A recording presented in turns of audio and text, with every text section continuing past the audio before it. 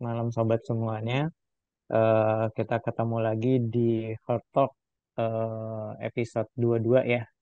Di sini kita belajar berbagi bersama. Malam ini kita kedatangan narasumber Mas Bambi Gunawan Santoso atau biasanya kita kenal Mas B ya. Nah, di sini kemarin kita udah ngebahas agak-agak yang tinggi-tinggi ya, berat-berat ya tentang dekonstruksi. Nah, sekarang ini Mas B apa akan sedikit melanjutkan sih sebenarnya dari dekonstruksi. Nah, Mas B ini punya pengalaman banyak banget ya, roadmap-nya itu apa kalau kita kenal karakter Unyu. Nah, jadi bagaimana sih membuat karakter Unyu yang mungkin akhirnya bisa diterima semua orang, dan kita pun jadi tahu bahwa ketika kita membuat desain karakter, wah ini karakternya tuh pasti Mas B yang bikin, wah ini karakternya si A yang bikin. Nah, jadi kayak punya ciri khas tersendiri ya. Nah,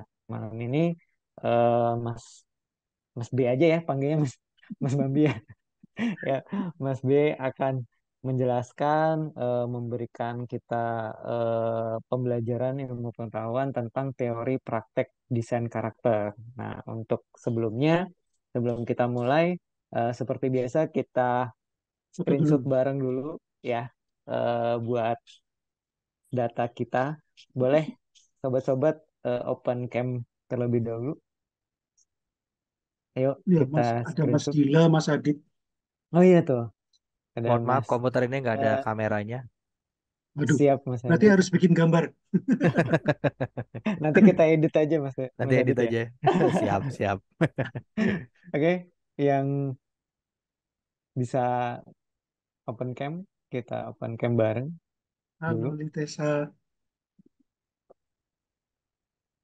Ini belum ada yang mau foto. Halo, halo, boleh rapi-rapi dulu, make up dulu. Kita tungguin. Tacap, tacap. Mau pakai filter juga boleh. Iya, kalau apa? Kalau ngobrol sama anak sekarang tiba-tiba ganti-ganti filter, Iya, malah heboh sendiri. apalagi kalau ngisi kelas online ya Mas. Hmm. Oke ya, udah ready. Oke ya, saya ambil dua kali. Eh, oke, satu, dua, tiga. Oke, saya cek dulu ya, seperti biasa. Nah, saya manual. Oke, oke, kita sekali lagi. Oke, satu, dua, tiga. Oke, terima kasih banyak sobat-sobat semuanya. Nanti Mas B menjelaskan tentang pakai presentasi ya. Nanti Mas B yang share screen. Nanti kalau ada sobat yang pengen bertanya bisa raise hand atau apa pakai kolom chat ya. Nanti kita kasih kesempatan untuk open mic dan lain-lain.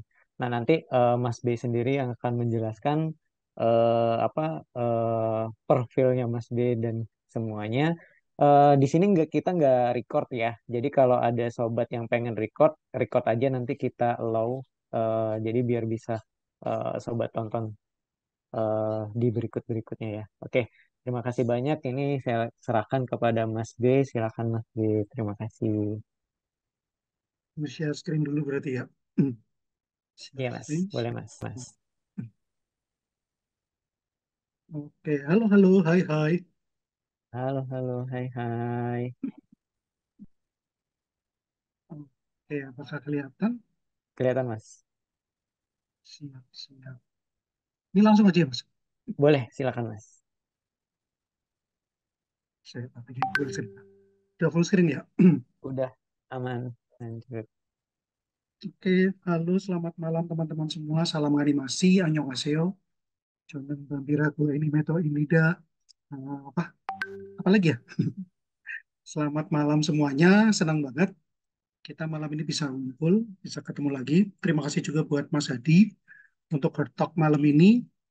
Aku diminta menjelaskan tentang mendesain karakter karena memang ada beberapa teori, jadi aku jadikan satu teori dan praktek mendesain karakter untuk animasi. Oke, kenalan dulu kata orang kan, tak kenal maka tak sayang. Nah, nama lengkapnya sih Dr. Andes Bambang Gunawan Santoso, MSN. Jadi ketahuan kalau angkatan tua gitu ya.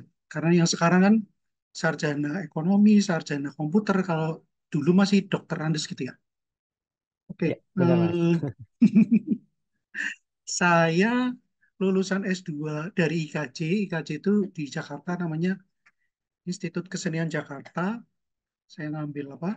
Urban Art untuk S2-nya. Kemudian sempat belajar di IDS. Mungkin kalau yang di Jakarta tahu dulu namanya apa ya? Digital Studio. Kemudian berubah menjadi International Design School. Di mana sekarang kalau belajar di IDS ini tahun keduanya bisa langsung nyambung di London dan di Australia. Jadi ada 2 sampai 3 sekolah di dunia ini yang tahun pertamanya di IDS Jakarta, kemudian tahun keduanya bisa langsung nyambung. Jadi pelajarannya udah setara dengan yang internasional. Sementara tahun 2005 saya belajarnya justru 3D animation sama visual effect dan kalau ditanya sekarang, nggak aku ngurusinnya 2D aja. Walaupun dulu pernah belajar Maya sih. Kemudian saya sendiri lulusan dari ISI Jogja. ISI itu singkatan dari Institut Seni Indonesia. Jurusannya interior design karena dulu kan belum ada jurusan animasi dari FSRD, Fakultas Seni Rupa dan Desain. Nah, kalau IKJ kan khusus di Jakarta. Jadi sebenarnya mirip kayak ISI, teman. Kalau ISI itu Institut Seni Indonesia ada di apa? Di Bali, di Jogja, di Solo. Jadi ada ISI di beberapa tempat gitu ya. Kalau itu tentang edukasi, nah pengalaman kerja terakhir saya kerja di Studio Soft Entertainment. Mungkin ada teman yang udah tahu atau ada juga yang belum tahu. Nah, Studio Soft ini studionya punya Bapak Soh. Soh itu nama orang. Jadi kenapa tadi aku pakai Annyeonghaseyo? Karena Soh itu Bapak Soh namanya Seng Yun Oh. Ketahuan kan kalau dia orang orang Korea yang buka studio animasi di Indonesia. Nah, mungkin kalau teman-teman pengen tahu siapa Bapak Soh ini, kalian kan tahu Avatar Last Airbender ya, yang masih film kartun yang Aang itu. Nah, Avatar Last Airbender kan ada 3 season. Yang kartun season pertama Bapak So ini sebagai assistant director, sedangkan season kedua dan ketiga beliau sudah menjadi direkturnya. Tapi sekarang Studio Soft justru bukan membuat pekerjaan seperti film animasi 2 dimensi, lebih banyak pekerjaan animasi 3 dimensi yang dari luar negeri. Jadi ada dari Disney, ada dari apa DreamWorks dan lain-lain. Selain dari Korea sendiri gitu ya. Nah, mungkin ini sedikit Apple Developer Academy. Kursorku kelihatan ya? Halo, hai. Kelihatan Mas, kelihatan. Aman. Jadi Apple Developer Academy ini kebetulan aku pernah gabung di sana selama 1 tahun. Kalau sekarang Apple Developer Academy itu 9 bulan. Jadi kalian bisa magang, belajar untuk membuat semacam apps maupun game, tapi untuk perangkat yang berbasis iOS atau iOS ya. Jadi selama di Apple Developer Academy akan dikasih iPhone dan dikasih MacBook Pro. Lumayan sih. Nah, pengalaman selain itu, saya sendiri dari tahun 2012 ngajar animasi di beberapa tempat. Mungkin kalau teman-teman tahu UMN ya, Universitas Multimedia Nusantara, itu bikin sister company namanya MNP, jadi Multimedia Nusantara Poltek atau Politekniknya. Lalu saya juga ngajar di IDS tadi. Selain dulu waktu tahun 2005 itu, saya ngajar, hari lain jadi teman. Jadi ada hari di mana saya ngajar dan dia hari di mana saya jadi teman gitu ya. Lalu saya juga ngajar di kursus Hello Motion dan sebelumnya pernah di BINUS dari 2012 sampai 2019. Nah, mungkin teman-teman di sini ada yang dari SMK, mungkin boleh boleh chat atau ketik gitu loh. 000 gitu ya. Kalau pernah pernah di SMK gitu, ada nggak yang pernah di SMK? Atau masih di SMK sekarang? Saya SMK Mas. Nah, silakan ketik ketik 000 00 di apa chatting biar ketahuan ini ada anak SMK nggak gitu. Dari yang ngetik nih. Ayo, yang anak SMK. Saya SMK 2004. Ya berarti oh itu Mas Dila tuh. Mas Dila Bayu SMK juga. Tuh. Andre, Adi Putra, oh banyak ya, mulai pada nongol. Sementara aku sendiri sebenarnya nggak pernah di SMK, cuman bantuin ini apa, TEVA ya, kayak Teaching Factory atau kelas industri itu. Yang sekarang di SMK 41 Jakarta. Nah, oh banyak tuh ternyata. Kalau yang SMK tentu tahu yang namanya LKS ya. Jadi tahun 2012 sampai dengan 2017 saya itu menjadi juri untuk LKS, Lomba Kompetensi Siswa SMK yang jurusannya lebih ke animasi dua dimensi. Nah, itu biasanya tingkat nasional. Jadi mulainya dari tingkat daerah, kabupaten, kota madya, nanti kemudian ditanding lagi pemenangnya ke tingkat provinsi. Nah, pemenang provinsi akan ditanding lagi ke tingkat nasional. Nah, LKS ini kalau udah menang tingkat nasional atau seluruh Indonesia, dia maju lagi ke World Skill. Jadi tingkat dunia atau Asian Skill. Nah, sayangnya sampai dengan tahun 2019 itu masih ada 2D, tapi setelah itu dihilangkan, diganti yang 3D modeling untuk game. Dan waktu itu harus pakai Maya, tapi kalau sekarang kayaknya boleh nggak pakai Maya gitu. Nah, jadi nanti misalnya ada yang pengen nanya tentang LKS ya silahkan, tapi intinya sekarang aku udah nggak jadi juri lagi sih. Cuman kadang-kadang masih dipanggil juga ya. Lalu FFI mah lewat aja ya.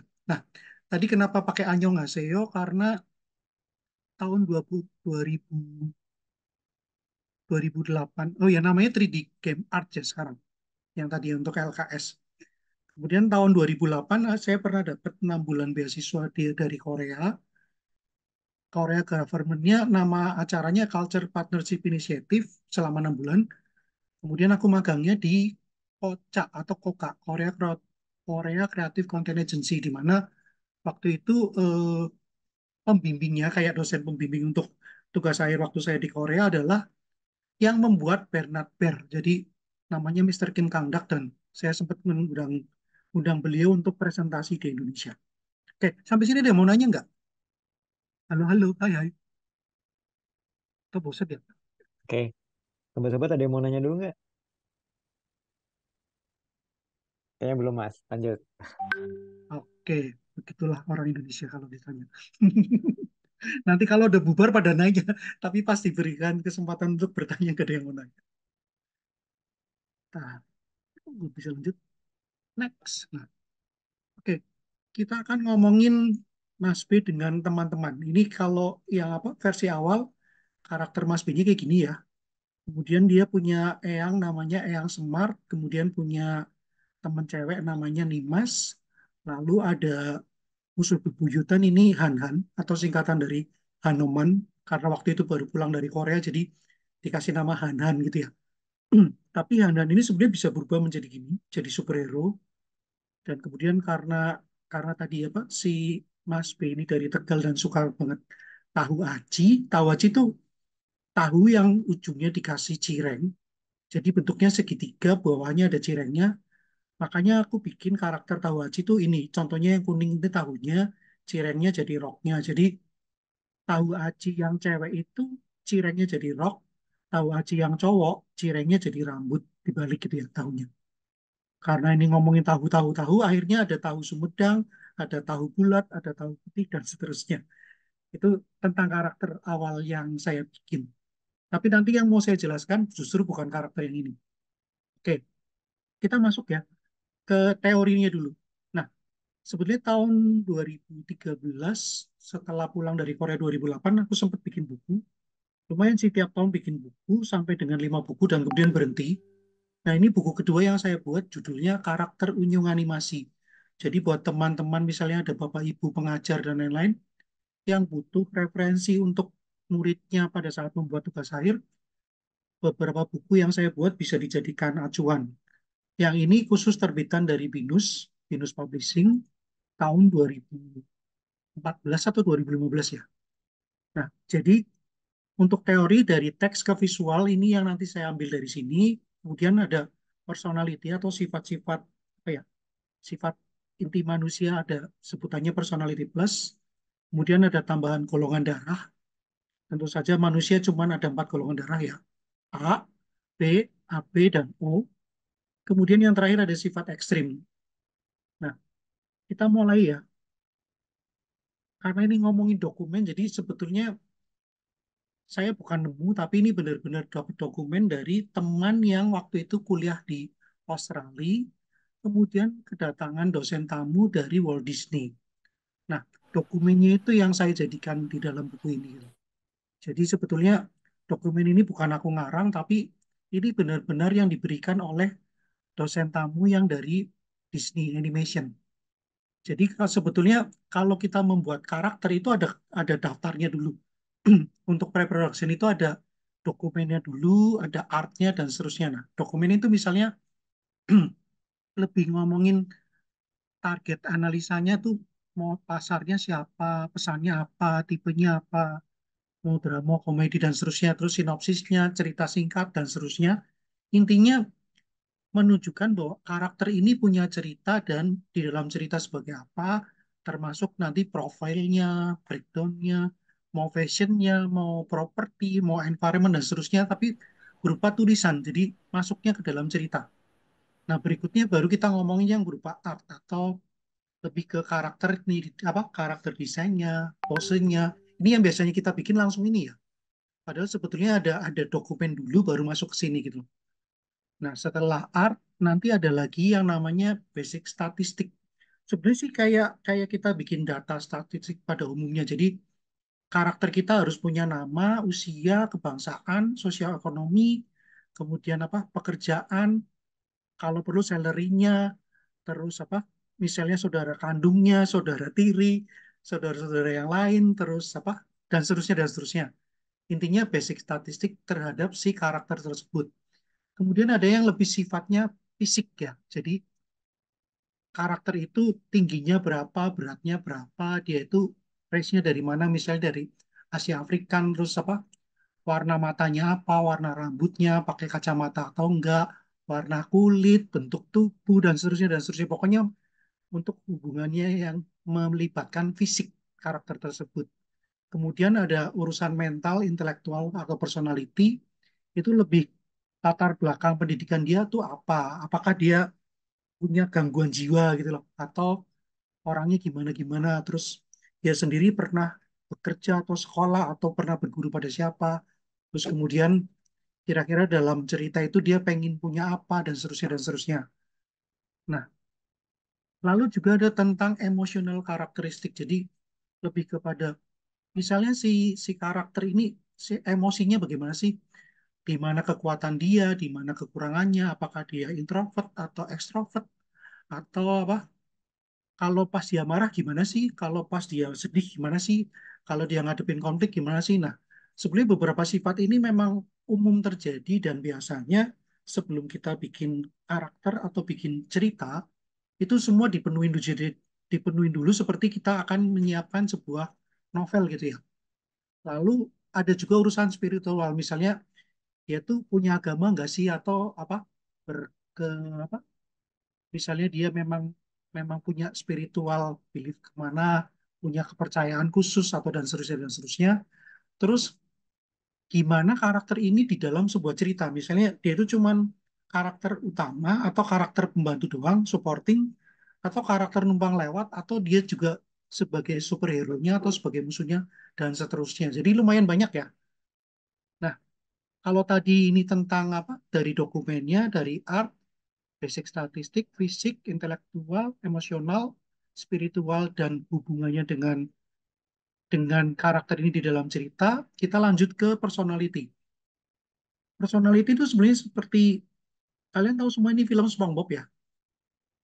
Nah, ternyata kalau kalau kita nonton film SpongeBob itu kita langsung ngeh banget bahwa empat sifat atau personality manusia itu sangat jelas dan gamblang ditunjukkan dalam karakternya. Misalnya Sanguin itu contohnya SpongeBob sendiri, yaitu periang, penyemarak suasana dan ratu pesta. Sementara temannya itu pragmatis, jadi yang apa ya cinta kedamaian dan menghindari konflik. Ini benar-benar kelihatan contohnya Patrick. Sementara yang namanya koleris itu ya kayak Mister Crab, penguasa dan intimidatif, atau melankolis itu kayak Squidward, jadi pemuram sangat fokus satu hal.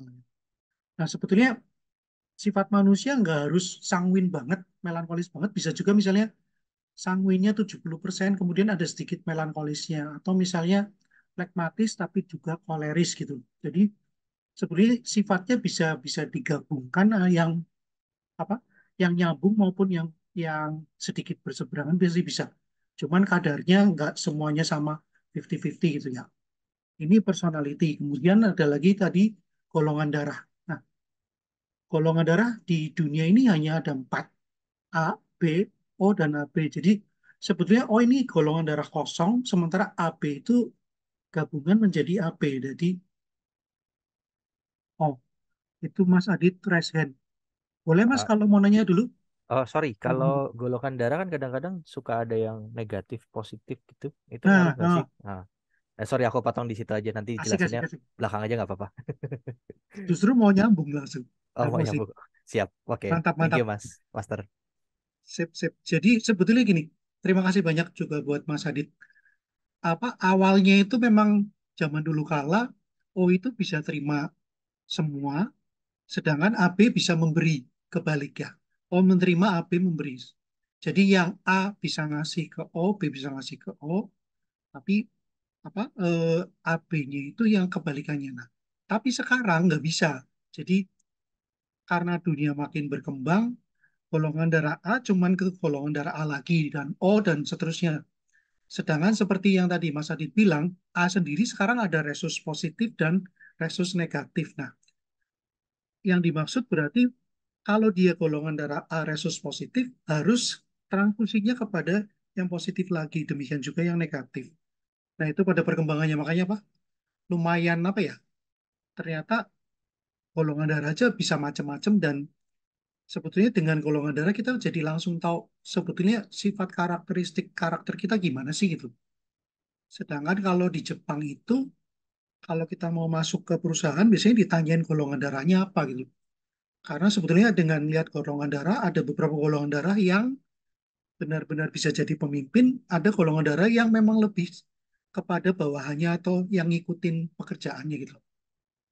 Nah, untuk informasi kalian, saya itu golongan darahnya A sebetulnya. Tapi di sini yang golongan darah A malah yang Smart sama si Donat ya, yang anjingnya. Sementara si Mas B sendiri golongan darahnya B, karena kan kalau saya bikin karakter, karakternya nggak pengen kayak saya, tapi yang lebih keren gitu ya. Dia itu golongan darah yang jujur, kreatif, dan bebas, karena kalau golongan darah A itu lebih penurut sifatnya. Nah, oh Mas Dila B ya, berarti pas nih. Lebih jujur, kreatif, dan bebas. Soalnya kalau golongan darah itu lebih lebih apa ya, lebih ngikutin peraturan. Dia jarang banget untuk apa? Untuk menerabas, untuk apa? Bolos sekolah dan lain-lain gitu. Sedangkan kalau B itu lebih lebih nyantai, lebih seru gitu ya. Nah, kalau golongan darah O itu selain aktif, ingin tahu juga ramah. Nah, golongan darah AB itu sebenarnya karena gabungan A dan B, sehingga contohnya di sini nih Mas, golongan darah AB itu selain terampil, misterius dan bijaksana, sebenarnya ada kesan sedikit pelimpan gitu ya. Sedikit pelimpannya bukan berarti apa dia nggak bisa menentukan pendapat atau pemikirannya, tapi karena memang dia gabungan A dan B sehingga untuk memutuskan sesuatu hal biasanya dia perlu waktu gitu loh. Jadi kesannya kalau orang nanya, lu gimana sih ditanya kok pelin-pelan gitu ya.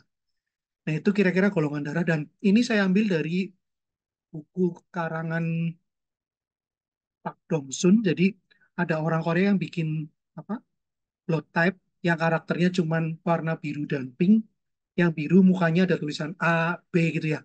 Itu kan karya mereka. Jadi kebetulan kebetulan kenal dan waktu mendatangkan si siapa Kim Kang Dak yang dari Korea yang bikin Bernard Bear juga mendatangkan bapak itu Pak Bapak Park Dong Sun yang membuat blood type.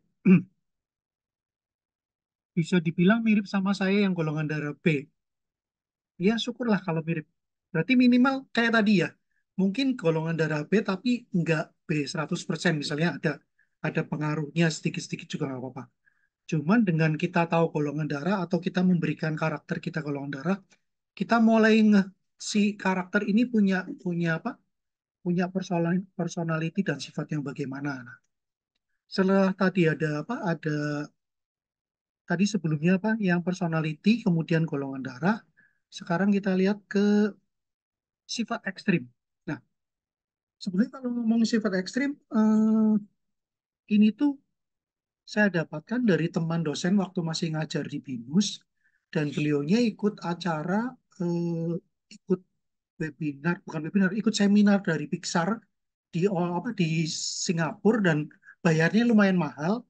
Dan ini ternyata isinya ini, jadi saya masukkan ke dalam buku bahwa ini karyanya Pixar. Jadi menurut orang dari Pixar, kalau kita mau bikin karakter tadi ya yang lebih lebih nyambung atau lebih lebih bisa diterima masyarakat, itu sebetulnya ada beberapa hal. Contohnya misalnya, teman-teman mungkin udah tahu film Mr. Incredible kan ya. Nah, film Mr. Incredible-nya Pixar itu kan memang dia itu tadi sudah jadi superhero tapi sempat pensiun, sehingga waktu dunianya kacau, karena memang dia kelebihan dia adalah superhero, akhirnya dia balik lagi jadi superhero dan menolong sesama manusia gitu. Sedangkan kalau cacat kekurangan ini kan film Doraemon, kalian tahu semua ya. Teman-teman ada yang tahu nggak sifat positifnya si Nobita itu apa? Boleh ketik chat atau ngobrol gitu, atau raise hand. Sifat positifnya Nobita, ada yang tahu? Halo, halo. Ramah, ringan tangan, apalagi suka menolong, pantang menyerah. Ada juga ya, tapi sifat negatifnya tahu? Sifat negatifnya banyak banget ya. Malas, cengeng, minta tolong mulu, apa? Pokoknya sifat negatifnya tuh banyak banget. Nah, sebetulnya sih ya penunda, terus hobi tidur, malas, minta, apalagi karena punya Doraemon kan apa-apa minta tolong gitu ya. Tapi ya yang jelas dia itu pantang menyerah, ramah, setia gitu ya. Setia sama si Suga gitu. Nah, oke. Artinya begitu aku kasih contoh ini kan kita semua langsung bisa ngeh ya bahwa apa karakter yang punya sifat ekstrim itu justru yang punya cacat atau kekurangan. Jadi misalnya apa? Karena karakter ini tidak apa super banget, justru kita jadi kenal karena banyak kekurangannya itu. Lalu contoh lagi sisi gelap.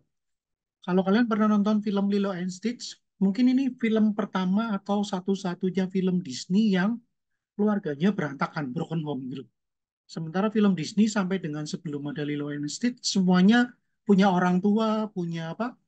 Punya ayah atau punya ibu, punya saudara, punya segala macam. Tapi khusus film Lilo and Stitch ini, dia cuma punya kakak perempuan dan dia tidak punya orang tua lagi gitu. Jadi sebetulnya ini juga kayak film eksperimennya Disney, pertama kali memunculkan karakter yang keluarganya nggak lengkap. Nah, selain keluarganya nggak lengkap, si Lilo ini kan temperamen banget gitu ya. Jadi aku bilangin sisi gelapnya dia itu kalau apa?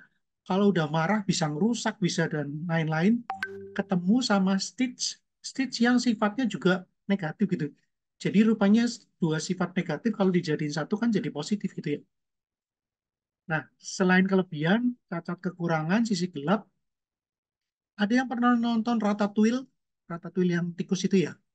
Ini kan namanya Remy. Nah, sebetulnya paling mudah kalau kalau satu karakter itu punya karakter yang disukai atau apa ya?